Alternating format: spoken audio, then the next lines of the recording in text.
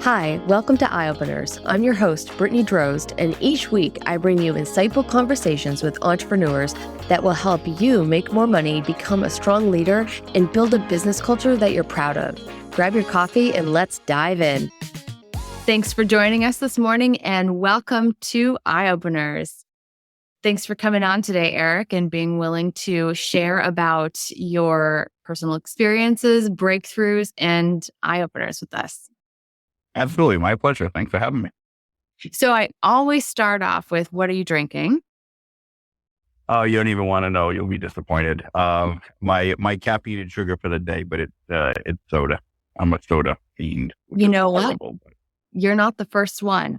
And we've had conversations on here about like Coke Zero versus Diet Coke and the marketing and branding behind that. So you're actually I make my own with SodaStream. And it's probably not true, but I comfort myself intellectually and emotionally by telling myself that it has half the sugar, so it's not as bad.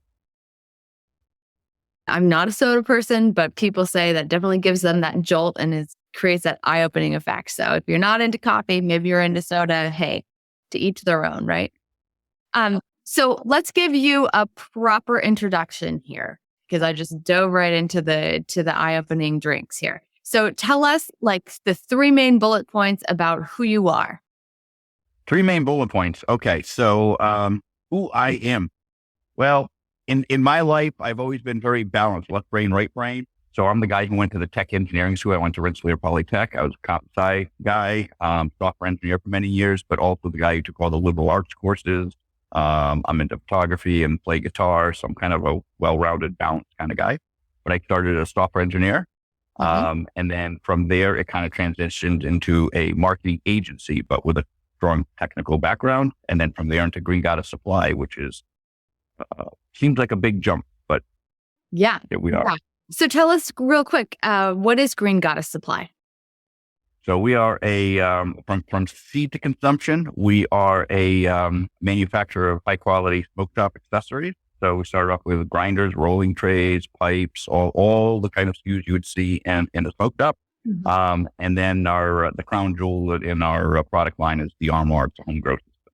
So you can grow it and then you can store it, grind it, roll it, smoke it, mm-hmm. A to Z. Mm-hmm. And so this is a real interesting business to be in, right? In the middle of the green rush, as people call it, right? Right. Absolutely. It's very challenging. I got an email yesterday that I chuckled, normal spam that I wouldn't respond to, but the guy had a great opening line. And he said that, hey, listen, and he opened with, hey, listen, I've got a couple of extra strength Excedrin for all the headaches you have to deal with in your industry if you're interested. And then went on from there. And it's so true. It is so true. Working in this industry is probably I'm a serial entrepreneur. I've launched 4 businesses. This is my 4th business. The other 3 I built and sold, started into one, sold, kind of. And this has got to be the hardest thing I've ever done, because things that you would take for granted in any other industry, everything is harder. You can't get merchant accounts to process credit cards. You wake up one day and your banking is turned off. I mean, just all kinds of crazy things, and it has nothing to do with you. Right. And it's that the policies need to catch up, right? To where Absolutely. Yeah. But I've heard several places that now we're getting there, that now policy is kind of getting to the place where they think 2021 is going to be the year that those. Yep. Oh, you just froze, but you're back now. Yes, I do think 2021 is our turning point finally. Policy has been catching up. Things have been getting better. But better is not necessarily good. At a scale of 1 to 10, where, business needs to be at maybe an 8 or 9 at least. And we started off at a 1, all right, yay, we're up to a 4, still not an 8, Good point. Getting better. But I think this is a watershed year, though. The fact that, politics aside, but just the fact that the Democrats have taken over the Senate, the Democrats are willing to push through legalization. They've had the House for the last several years. They put through the Safe Banking Act, the MORE Act, all these different. There's like 3 or 4 different bills for allow banking in the cannabis industry, general legalization itself, but also all these other things like access to banking. And they've all passed in the House and went to the Senate to just sit and die and go nowhere. And Chuck Schumer has specifically said, I read about a week ago, specifically said they're fast tracking all that now to get it done. So that would be huge for our industry. That would be huge. Awesome. So I particularly wanted to have you on because of your track record for starting businesses, building them, and then selling them. And I think that with that experience, you've definitely been through your fair share of maybe challenges, overcome them. And I'm certain that those have provided moments of insight or breakthrough for you. So absolutely. Let's dive into some of that. So I want to ask, what inspired you to start one of your businesses? I know that it's probably different for each one, but if you would say what business was most meaningful when you had that story of deciding to start? Sure. I started very young. I was that sort of prodigy thing. I started when literally software development and so forth when I was about 12 with my mom's college textbook. Mom was not into software at all, but she went to, I grew up in Rhode Island, and she went to Rhode Island College for social work. But like when you go to college, you have to take all these electives and other random stuff to make you nice and well-rounded. She had to take computer courses, which she hated. But I was just absolutely fascinated. I went with her one day, like I was off from school. She had to go into school and into the computer lab, and so I went with her, and I was just awestruck, like going in there. And this was back late 70s, early 80s. We're talking like big mainframe computers and stuff. Like going into the computer center, and she had the deck full of cards, like punch cards that you feed into a mainframe. Like really old school. Yeah, real old school.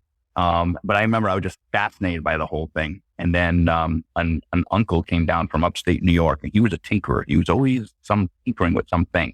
And he came to visit for the holidays and brought with him a computer that he mail ordered and put together. And I was blown away. Like, wait a minute, you can make this thing do and all he was doing is like simple math or guess a number from 1 to 10. You would guess like that and say, nope, lower, nope, higher. And I'm like, you can make that, like he wrote that program. I'm like, wait a minute, you can control, because there was no such thing. I'm older. There was no such thing as desktop computers, personal computers. It wasn't a thing back then. And I was fascinated.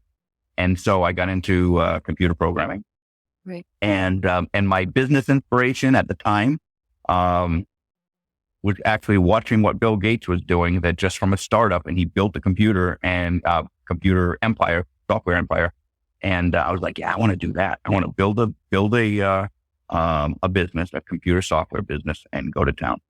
And that was always kind of my goal. And I read a book called The Soul of a New Machine by Tracy Kidder. And it was fascinating. And I was like, that's what I want to do. That's awesome. That's a great story.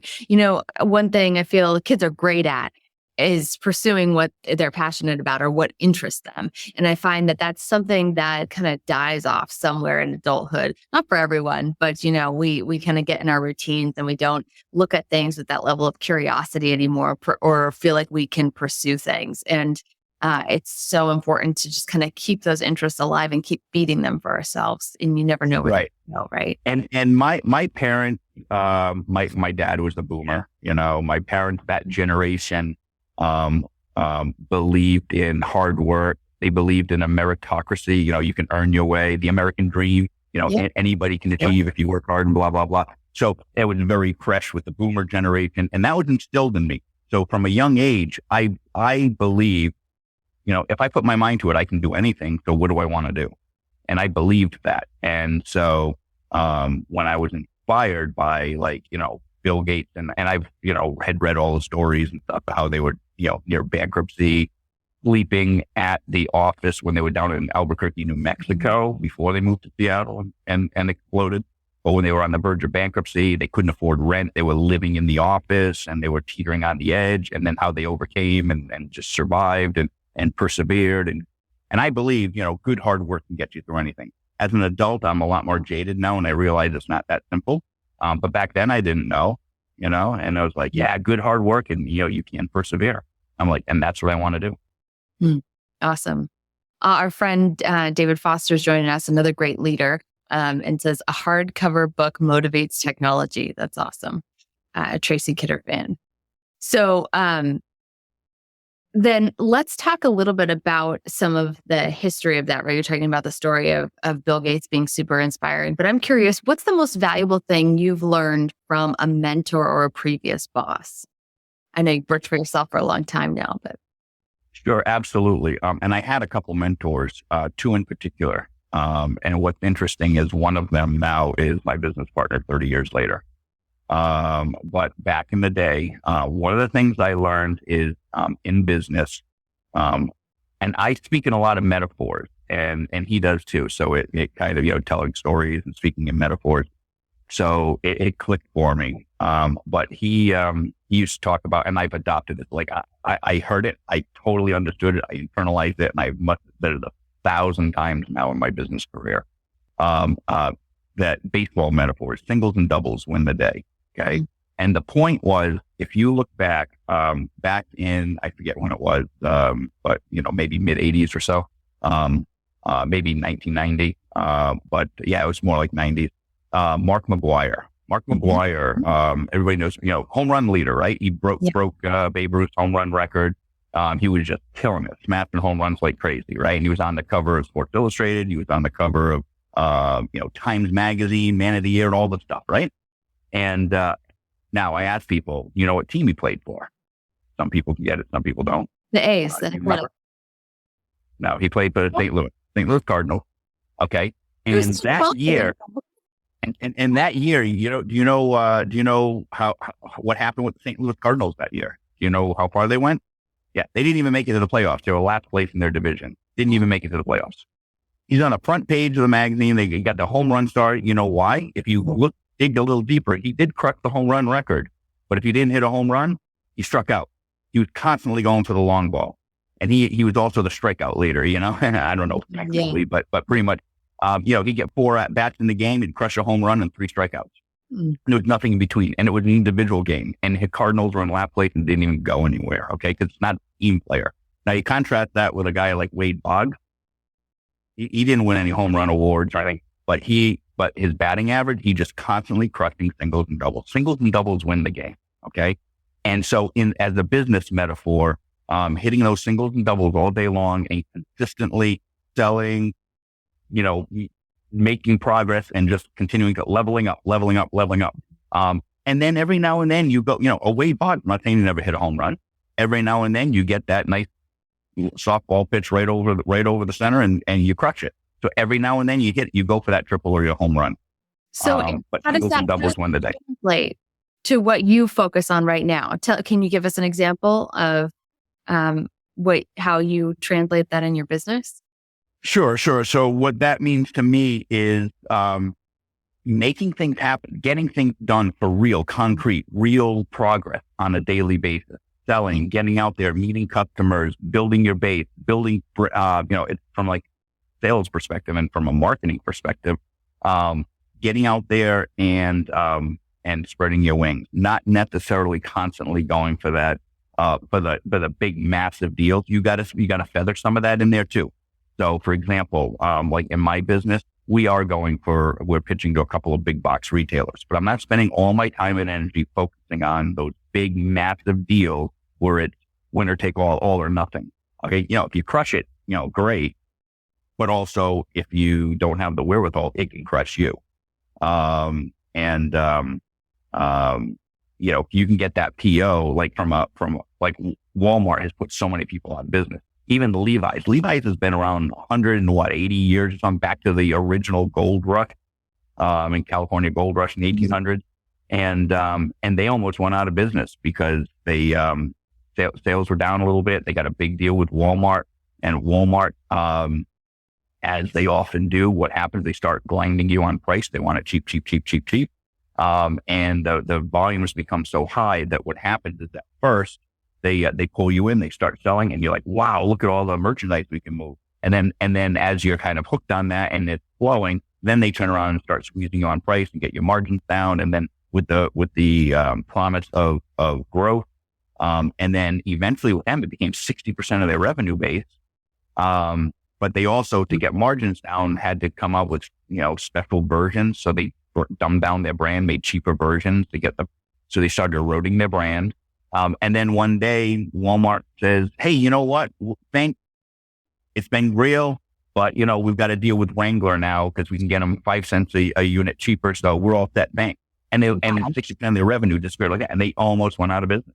And there are plenty of companies that have gone out of business that, there's an old saying that, the best day of your life is when you get a PO from Walmart, but the worst day of your life is when you get a PO from Walmart because they can also crush you. Are you big enough to handle that load? They turn around and, you're selling, whatever cases here and cases there. And they come and say, okay, great. We want 300,000 cases. Can you handle that? Yeah. Yeah. Well, it's also a case for having a really strong values and vision for your organization, right?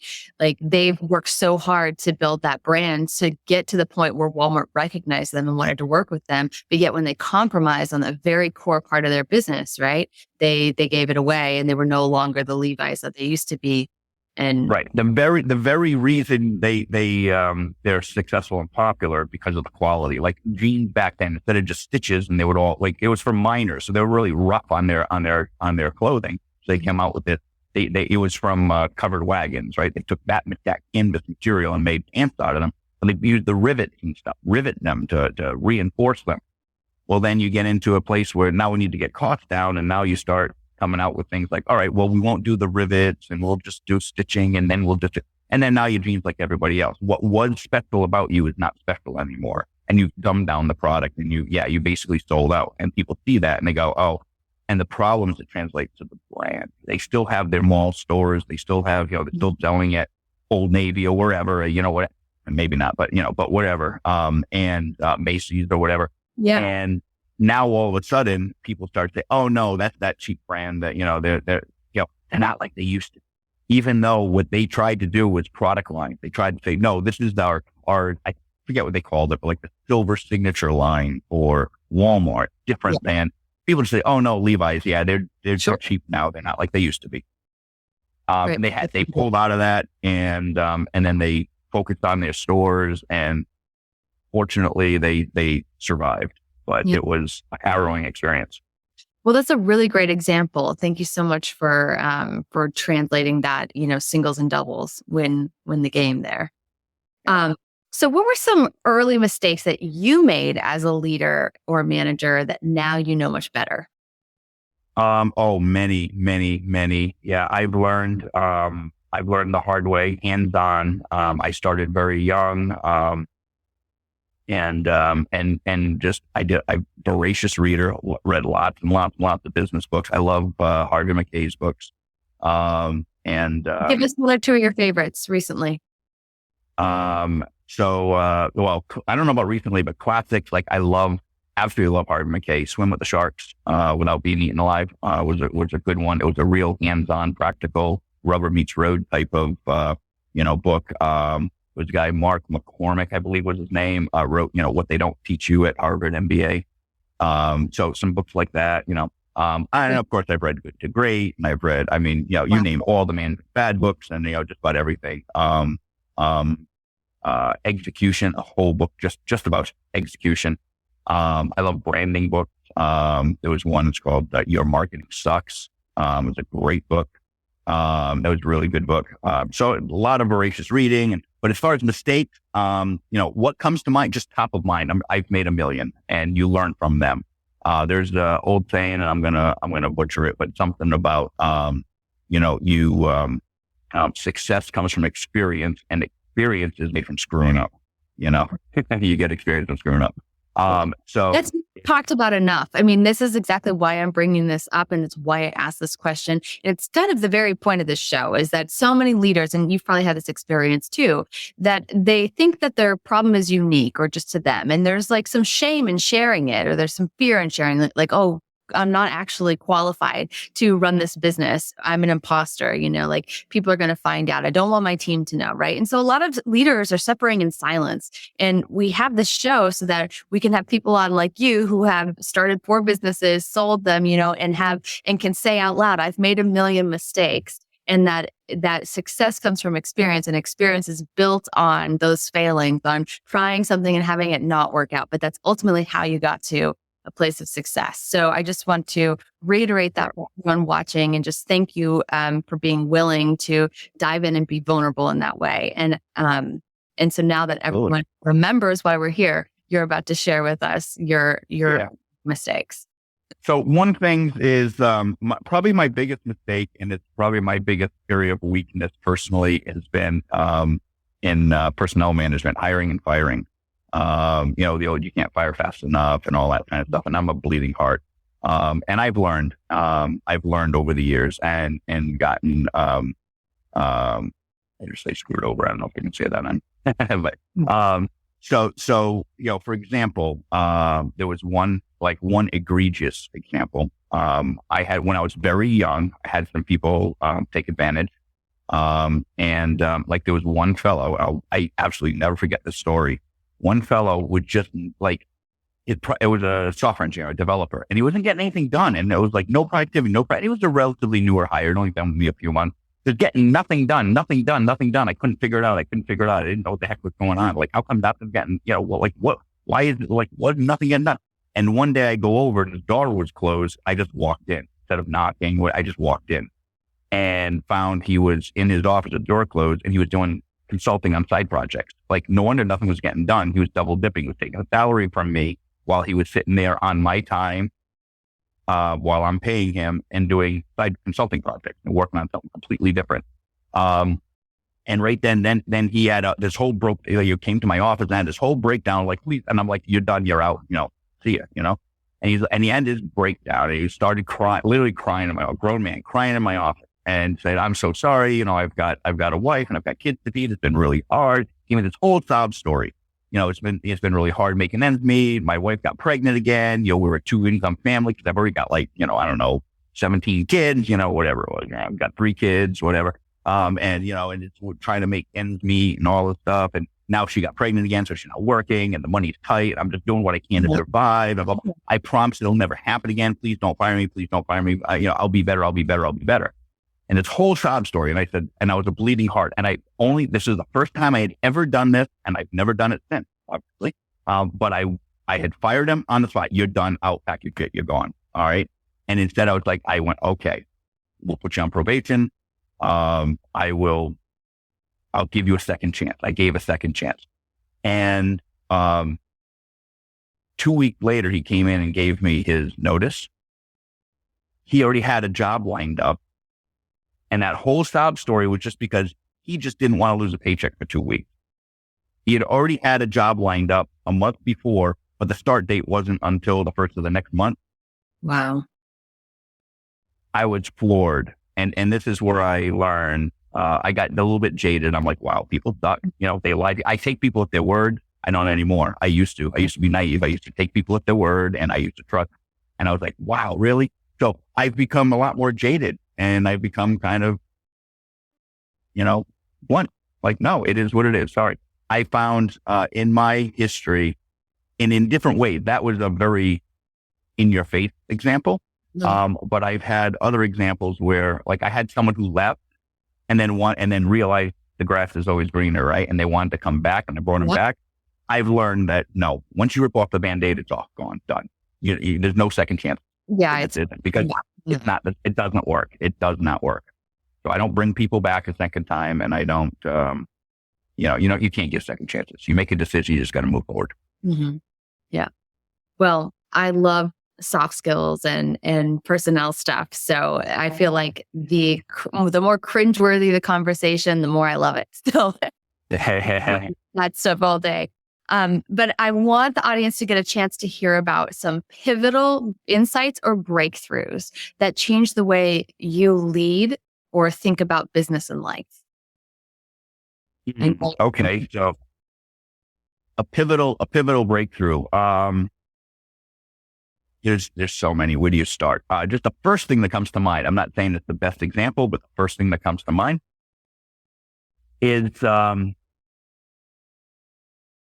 managing by numbers. Managing by numbers. Having really good, a breakthrough for me was having really good, clear accounting, which is actually kind of a whole funny other side story in and of itself. But But having good, clear accounting, being able to just push a button, have real time, up to date, all your income, your expenses, having everything up to date. So you can literally at any point push a button and pull numbers on your P&L and that sort of thing, which now I'm a software engineer. I come from the software side, and most businesses are started by, and this is another kind of pivotal, understanding is, the concept of, anybody through another book, if you've read the E-Myth, the Entrepreneur Myth. Yeah. So the E-Myth is a great example too. Just because you've started a new business, everyone's like, oh, go Billy, the entrepreneur of the family. No, he's a small business owner. He's not an entrepreneur, is a visionary. But just because you started a small business doesn't make you an entrepreneur, it makes you a small business owner. And that just because you're a great bricklayer doesn't mean you're going to be great at running a company that lays bricks. Or if you're a good widget maker, doesn't mean you're going to be great at running a company that makes great widgets. That's right. And a lot of time, just because I love widgets, so I'm going to, and good advice is do something you love. That is good advice. But just because you love making widgets doesn't mean you're going to love running a business that makes widgets. Mm-hmm. You might transition not. From technician, right, to visionary, like you're talking about. Exactly. So that's a tough jump, but it's managing by the numbers. So now if you're that technician and you love making widgets, like I'm a software, I love programming, doesn't mean I'm going to necessarily be great at running a company and managing a business that sells software. And that transition from being great at the craft, like you're a great pie maker, and that was from the E-Myth, you're a great pie maker, doesn't mean that you're great at and your first go-to isn't going to be about look, pull my P&L. You're going to be focused on my pie fillings, and do I have blueberry, and is this blueberry pie filling better than that blueberry pie filling, and the crust, and you might be all into the oven, and the execution of that art, if you will. Mm-hmm. But that doesn't make you. So an epiphany for me was leading by numbers. Numbers don't lie. And that when you actually know your numbers and you might think something, but when you look at the numbers, realize, good comment from David, that sometimes when you see the numbers in black and white, it's not what you thought. Like, wow, really? I thought this, I thought and this came up the other day, actually, even in our own business. Some things have changed. Last time I looked at the numbers and blah, blah, blah, blah, blah. I thought one thing, but some of the numbers have changed now as we've grown. Our early audience was of one demographic, but as we've grown, it's kind of expanded and shifted, and we get bigger numbers. And the numbers don't lie. You might think something, but you look at them and it gives you, I've gotten tremendous insight by looking at things going, wait a second, it might seem contrarian, counterintuitive, but actually if we do this, this, and this, and this is actually going to lead to better profits, or blah, blah, blah, and this is what we need to do. Yeah. So having a dashboard that you visit weekly, if not more frequently, that has key metrics that inform kind of the state of your business is what you're advocating for. So making decisions based on real data in real time and not lag indicators, right, can really change your performance and your ultimately your sheet. Right. Like I had to, I started off as a software geek, and I'm not an accounting guy. I hate accounting. I had to learn accounting. I had to learn about, we use QuickBooks Online, and I had to learn how to read, balance sheets and P&Ls and financial projections and all that kind of fun stuff. Now it's that, that's like second nature now, 30 years later. But back in the day, I had to learn a lot when I was a young whippersnapper in my 20s and leading a business and, learning, kind of the old white knuckle ride, just going with it. I had to learn that. And I didn't realize that at first. That took a little while. Yeah, it took a little while for me to understand. I need to lead by numbers. So tell me then, thinking ahead. So we kind of know what got you here. We think of, we know what's really helping you right now is the numbers and looking at your metrics regularly. Now tell me about what's the greatest opportunity or challenge in front of you right now? Oh boy, for me right now, the greatest opportunity and the greatest challenge for me, it's investor fundraising. I'm doing something now in Green Goddess that I've never done before. Always challenge yourself and push ahead. I'm doing something differently. This is my fourth business, and the first three I grew organically through sales. Okay. But I didn't have inventory per se. In the software game, it's all intellectual property. And so you're building, I build a product. I did it myself. And this is the way most startups have, I built a piece of software. I went out and I sold it. As sales increased and the volume increased, and now I'm getting all these calls and stuff, I hired someone to help me with my work. And this was actually a pivotal thing. My cousin is an architect, and he said this one day. He came into work, and he's a little older. He's a little older than me. So when I was first just starting off, he was already in business. So watching him and see. And he made the comment one day that he came in, and one of his employees, he was busy. He said, "Hey, can you do this? Can you do that?" And the guy was like, "All put out. Like, I need you to do this." And he's like, "Yeah, I have all my own work to do. Now I have to do yours too." And he stopped and he looked at him and he said, "It's all my work. I hire you to help me with it." Yeah. And it was a pivotal moment for me, because I was like, and I was thinking of that. Yeah. In a company, you have your thing to do. He has his thing to do. She has her thing to do. I have my thing to do. We all have our own work to do. Yeah. And he was like, "It's all my work. I hire you to help me with it. I'm asking you to do this instead of that now today, because that's what can help me." Yeah. And it was a different way of thinking. I'm like, yeah, that's, that makes a lot of sense. It was a different way of thinking about it. And so, it's all, when you're the founder, you're the starter, it's all your work. You have all these things. Anyway, I think you get the point. Yeah. So just so I understand, just to make sure that the greatest opportunity or challenge in front of you right now is understanding, yes, that's all my work, but the better that I can lead and manage, the more successful this business can be. No, sorry. And I apologize for a little off track. So the biggest challenge that I have right now is investing in fundraising. As I was saying, the other three, it was all my work, right? So I hired people to help me with this, and I grew organically. I'm sorry, I didn't finish my thought. I grew organically. Okay. So then as we would grow, now I have help, so I can have freed me up to more time to spend developing more software products. And then we sell, and then sales grow, but now it's more and more. And I would hire people, and I would just level up as sales would go. What I'm doing now is completely different. We're building a product, and it takes a lot of capital to go off and build at a factory, build these. And I'm talking like $250,000 to do a production run. Mm-hmm. And then warehousing and infrastructure to then store all those products. I have to invest all that money up front in order to go and sell it afterwards. Yeah. So I can't even start selling until all that stuff is paid for, built, and sitting in the warehouse. That's also paid for, and rent and all that. So you need a lot more cash up front. So instead of just something that I can build organically, it's been fun. We've been doing investment. And anybody, if you've never done it before, you think, "Oh, I go get some investment money and then I go do my thing."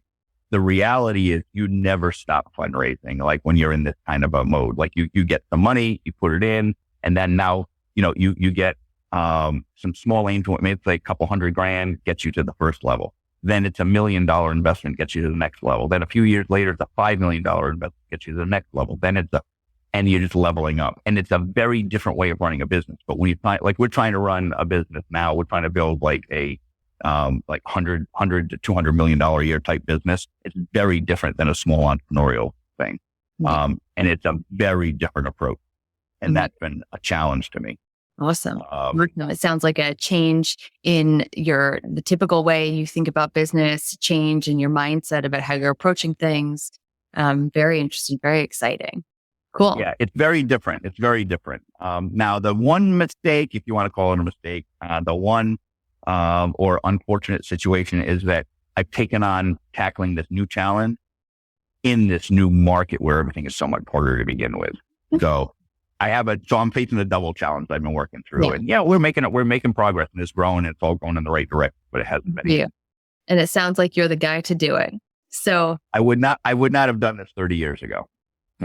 Well, hey, it has been a real pleasure getting to hear your history, what's brought you here, few key resources, some mantras that you have used and continue to use today. I really appreciate you taking the time to be here and share this with the audience. Absolutely. Well, thanks for having me on.